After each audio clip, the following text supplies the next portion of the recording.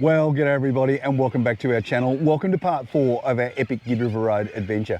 On this week's episode, we're doing a day trip from our base camp here on the King Edward River, and we're going to check out one of the most magnificent sets of waterfalls that this country has to offer. Along the way, we encounter some of the worst roads, but some of the most magnificent scenery that we've seen anywhere here in the north of WA. So why don't you go and get yourself a cold drink and get your feet up for the next 20 minutes or so and come and join us for the adventure.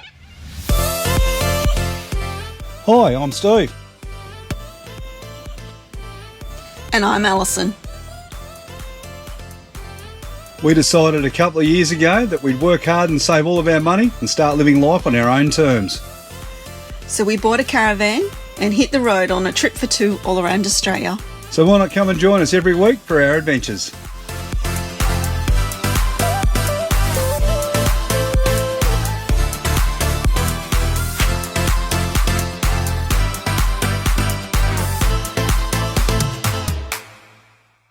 Well, just like I said, we're heading out to Mitchell Falls today. Are you excited, Al?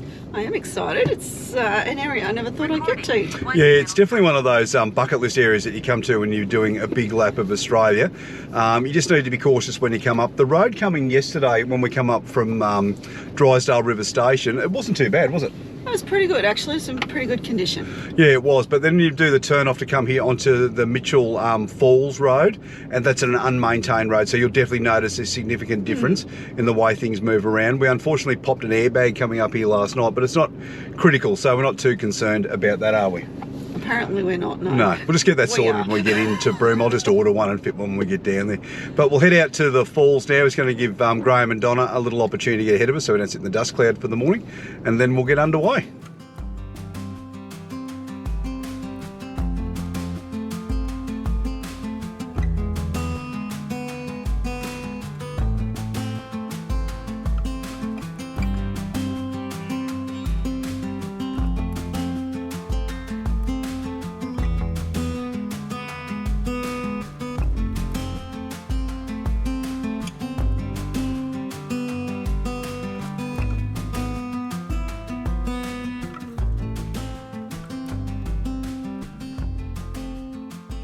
So we've started the walk into Mitchell Falls. It's about a 5-hour return walk. I think it's at 8.6 k's back at the sign.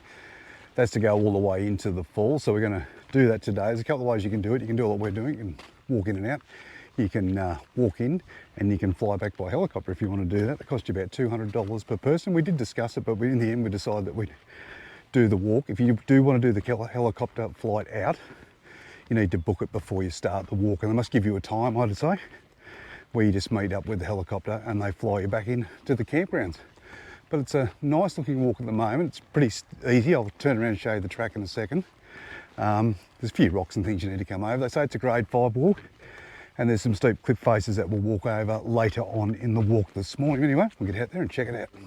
The track is really easily marked. You'll see these little sign markers and they just continue to dot their way all the way along the path, so it's quite easy to follow. And as you can see, the pathway itself is quite wide, and because so many people use it to come out and see the falls, you can it's quite well trodden in, so it's not too hard to get along with.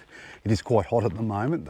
It's about 9 o'clock in the morning. I think we're expecting a top today of about 36, so we had to be out the falls hopefully in about an hour's time, and then we'll spend some time out there and make our way back before the heat of the day really starts to kick in. But it is quite important that when you come to places like this, you plan your trip, you bring plenty of water, food and some basic first aid items along with you. Just makes the day a little bit more pleasurable, gives you a little bit of peace of mind. All right, first stop on the tour this morning is little Mertens Falls. This is a 1.6k walk return to the car park. So this is probably about a third of the walk already completed, and it's been quite easy so far. Let's get out and check her out.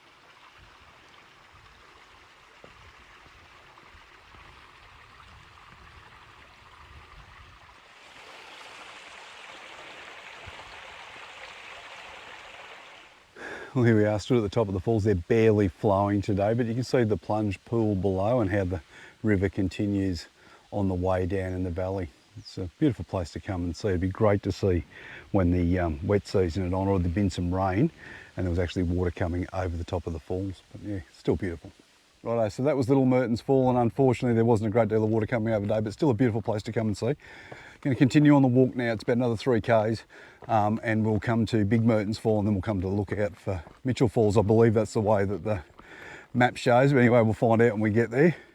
As I said before, it is quite warm today. We're just walking over some rocks at the moment, and you can really feel the heat rising out of them, and it's only just gone 9 o'clock, so yeah, definitely plan your walk when you come up here. So just while we're on our walk out to the falls, have a quick talk about our drive in this morning. We left the King Edward River campground.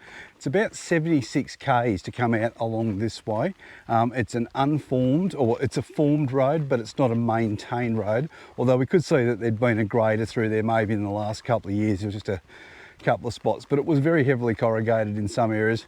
But moreover, it was those big rocks that sit in the middles of the tracks here that they just can't get rid of. They're the ones that really give you suspension, bit of a workout as you're coming up the track.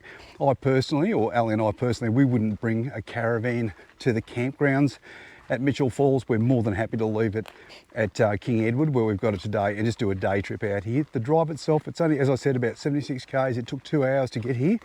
And the last 16 k's, when you see the turn off to Mitchell Falls campground, that road was probably the worst of what we've had of it all day. But if you just take your time, your tyre pressures are good, and just be aware of what's going on around you. It's not the worst drive we've ever done, but it's certainly not the best drive we've ever done. But anyway, the reward will be at the end when we get out to the falls today.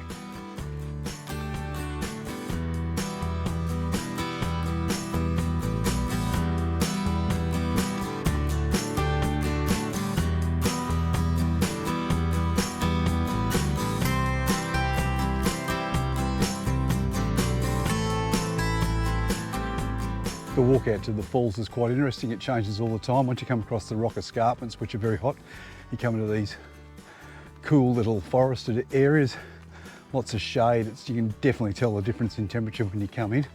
Just a pleasure to walk through.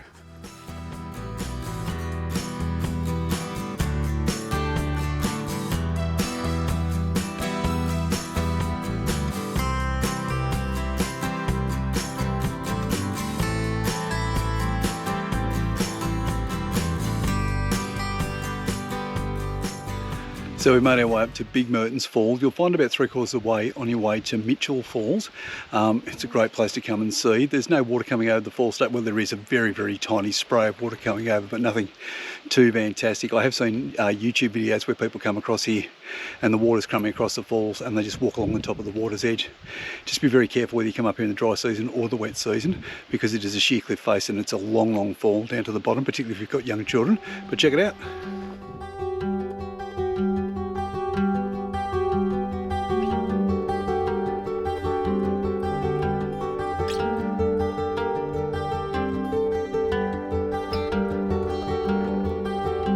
So this beautiful top pool that you'll find at the top of Mertens is probably an area that you might be able to go swimming in. They do tell you to be croc-wise here. There's a designated swimming area. You'll find that up near Mitchell Falls. We're definitely going to find that when we get up there. I think we're going to earn it on our walk today because, as I said before, it is quite warm.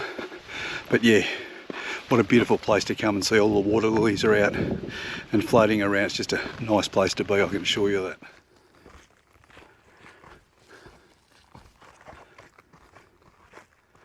So we've walked about 500 metres from Big Mertens, and in the background I can start to hear the roar of some waterfalls at the moment. We're just starting to see some very small falls and just some bigger bodies of water as we come up and along. So yeah, it's getting pretty exciting now. Ali and I often talk about the journey and going places, but I think Mitchell Falls is going to be all about the destination. When you first come across Mitchell Falls, it's a bit of a teaser because you can see the top of the falls, you can see the river flowing down and over the tops of the falls, but to actually see them you've got to continue your walk. I think we've probably got another several hundred metres to go here. That'll bring us round to a ridge line that's in front of them and gives you that amazing view back in across the waterfalls. It's going to be pretty good, I think. So we've made it out of the top of the falls. When you get here, there's a water crossing to do. We brought our water shoes with us today because we got tipped off that that's what you had to do when you got here. But you can walk across it in bare feet. We've seen plenty of people doing that. You can also swim up here, and you might have heard the helicopters in the background. This is also the drop off and the pickup point if you choose to either fly in or fly out by a helicopter. So here's our next crossing point. You can see the bars just take you across or marks the path as you go across there, but I've got to say it's quite hot, so I'm looking forward to getting into the water. We might even stop for a bit of a swim before we head back to camp. Whoop.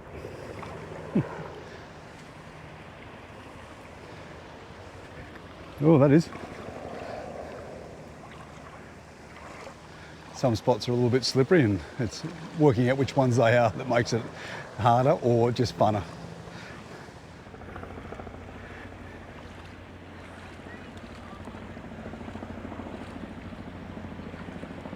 This is the waiting area if you're flying in and out. They've got some shade here and some seats. It's also an emergency radio when you come up here as well. Just a great view at the top pools of the falls here, but we'll get around and check out the falls themselves.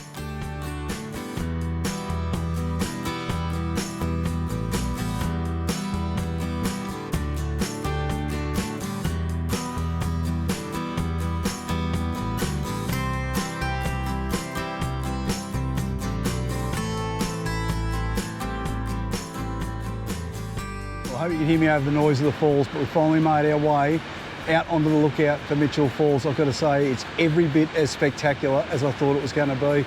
We're very fortunate the water's flowing over today. We have heard from time to time it doesn't, but for the majority of times that you come here, it is. You can't get any closer access to where we are now, but one thing I will say is it's a little smaller than what I thought. I've seen a lot of photos over the years of Mitchell Falls, and it's always made me very envious to come out here and visit them.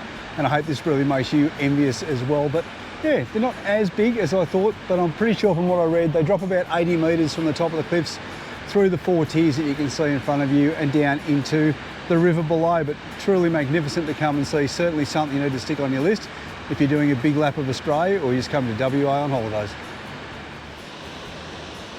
What a great view that you get of the falls from up here, right out on the point of the lookout. Absolutely spectacular. Here's the rest of the river as it goes around. Now apparently this is the bit with the crocodiles in it, no swimming down there, so you don't want to fall off because it's going to be a bit of a bloody swim to get over the other side of the shore, I'm sure.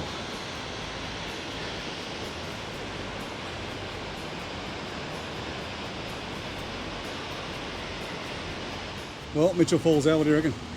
Spectacular. I can understand why people want to come and visit. Definitely, it's a hell of a trip to get here across different roads, driving thousands of kilometres, right to the top northern end of WA, but really worth it when you get here, isn't it? It was worth it, yes. Sometimes we think it's about the journey, but this time it's definitely about the destination. Yes. Alrighty.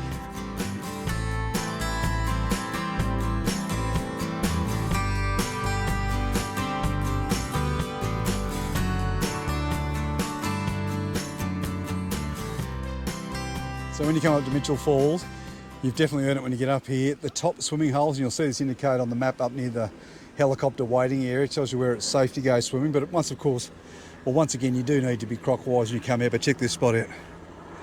So we've got ourselves a little spot just down there inside the waterfall, water flowing along. It is crystal clear. The water's about 26, 27 degrees. It is absolutely beautiful. What a place to come and swim right at the top of Mitchell Falls.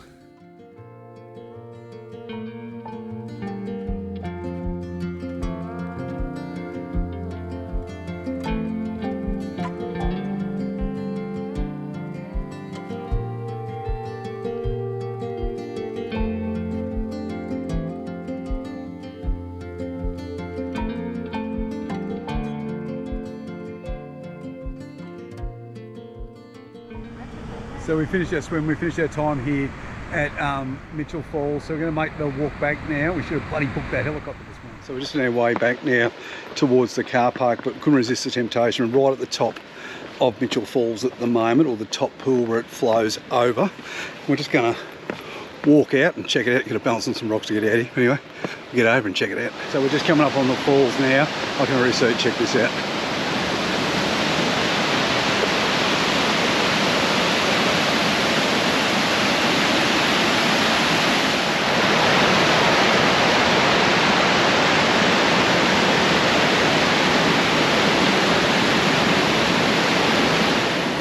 Here's something you definitely don't see from the lookout on the other side of the falls. That's about there. That's where we stood to take the pictures of the falls, which is truly spectacular.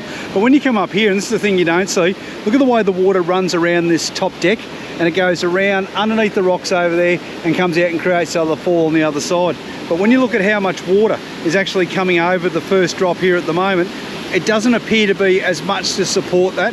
Yep, just a truly spectacular view. So if you get the chance and you can come out to the top of the fall, just walk on over from the walking track and you get this magnificent view. It's well worth the walk out.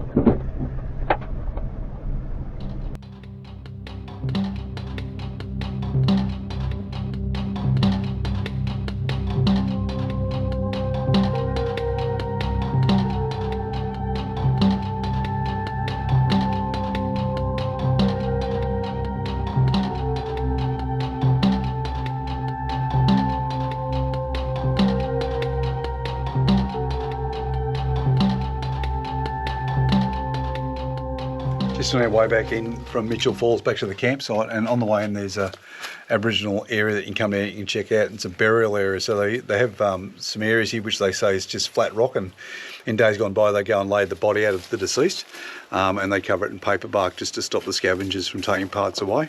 After the body had gone through its normal decay and the bones were left, they would take the bones and return them to country. So they'd put them into areas or crevices like the ones that you can see in the footage here. And then they'd eventually move them back to their spiritual homes. So make sure if you come out, you do the burial site, or you look at the burial sites, continue on the track, you'll go through a small gate, or come down a little bit further and you find some really old looking art on the walls down here. It's well worth coming in and having a look at. Alison was just saying she was reading back in the campground at King Edward that you can do a tour here with one of the camp managers. It's only $25 a head, so I think we might book ourselves onto that if we can get on. Come out and check it all out, because I'll take you around, show you, explain to you what it's all about. It's just, yeah, it's fascinating to see. Well, that's it for this week's episode. We really hope you enjoyed it. Can I just say, Mitchell Falls is a truly spectacular destination and has to be on the list of anyone who's considering doing a serious lap of Australia. I think Ali and I must have sat up there and watched the water run over the rocks for a good hour or so. Just beautiful. It's very hard to get to. There's millions of corrugations, bumps, rocks, you name it, river crossings. But you forget all of those things as soon as you're around the top of the gorge and you lay your eyes on the falls. They are spectacular. Come and join us next Saturday when we continue to make our way to the northern end of the Gibb River Road to one of the most remotest townships in WA, Kalumburu. We visit the town and then move on and set up camp at Honeymoon Bay. If you like today's episode, make sure you give us a like. If you've got any questions or comments, hit us up in the comments section. And of course, as usual, please consider subscribing to our channel, because it really allows our channel to grow. But until next Saturday at 7 o'clock, you guys have yourselves a great week. We can't wait to see you. I'll see you then.